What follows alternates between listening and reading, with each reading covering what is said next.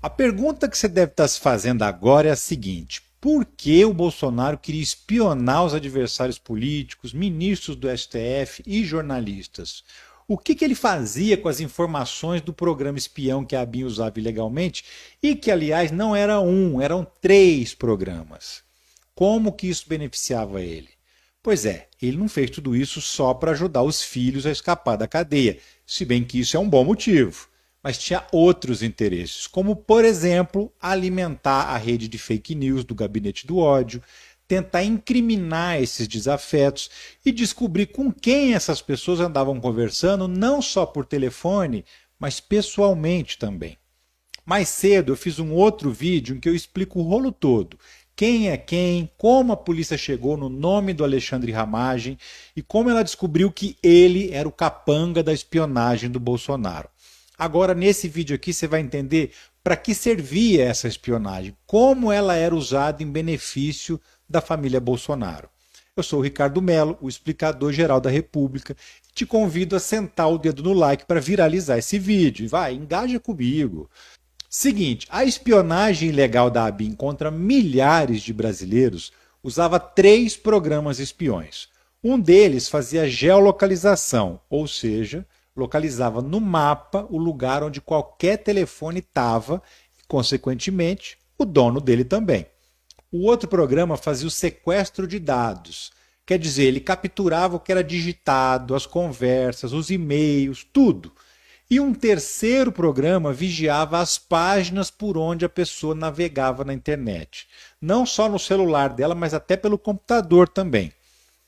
Com o espião de geolocalização, eles conseguiam saber quando duas pessoas monitoradas estavam no mesmo lugar, o que sugeria que elas tinham se encontrado. Por exemplo, em 2020, o então presidente da Câmara, Rodrigo Maia, comeu uma pizza com o Gilmar Mendes e o Ciro Nogueira, que já era aliado do Bolsonaro e depois virou até ministro. Minutos depois desse encontro, o gabinete do ódio já estava espalhando nas redes sociais, em várias postagens, que o Rodrigo Maia e o Gilmar Mendes tinham se encontrado, e sugerindo que eles estavam articulando alguma coisa contra o governo. O curioso dessa história é que o nome do Ciro Nogueira, que era aliado do Bolsonaro, não saiu em lugar nenhum. Só dos outros dois que eram os desafetos e que estavam monitorados. Nesse dia, o Rodrigo Maia já desconfiou que estava sendo vigiado, o que agora a gente viu que está confirmado. Ficou claro, então, que a informação sobre o encontro foi usada para ser jogada nas redes sociais, em postagens contra os dois. Outro exemplo, existe uma ONG que defende os direitos dos presos no Brasil.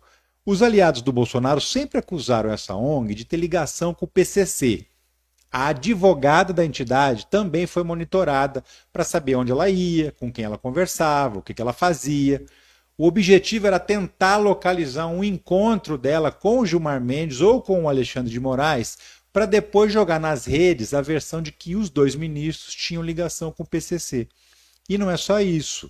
As informações também eram repassadas para jornalistas amigos, para veículos de comunicação bolsonaristas, para que eles dissessem que a notícia tinha sido apurada por eles. Ah, descobri com as minhas fontes, sabe? Outra que foi vigiada, a deputada Joyce Hasselmann, que era aliada, depois virou inimiga do Bolsonaro e começou a contar tudo que ela sabia, inclusive sobre a existência do gabinete do ódio.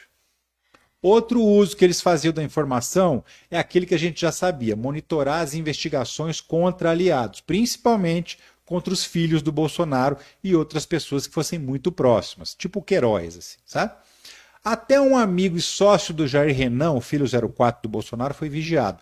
Não só com programas espiões, viu? Mas colocaram até um agente da ABIN filmando, seguindo o cara. Até drone eles chegaram a usar para vigiar a casa do Camilo Santana, que na época era governador do Ceará. Tudo sem um documento, sem uma ordem judicial, sem nada.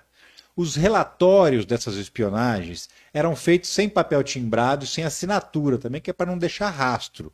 E quando o governo acabou, foi tudo deletado dos computadores da ABIN. Só que os peritos da Polícia Federal conseguiram recuperar tudo, para desespero dessa turma de criminosos. A coisa era tão pesada que mesmo depois que o governo acabou e o Lula assumiu, alguns servidores da ABIN continuaram dando informações para o Ramagem sobre a investigação contra ele e, inclusive, criaram dificuldades para o trabalho da Polícia Federal. Isso aconteceu com alguns servidores que continuaram na ABIN de um governo para o outro. Ou seja, eles eram do esquema antigo, não foram defenestrados de lá e continuaram ajudando a turma a levantar informações e se livrar das consequências do crime.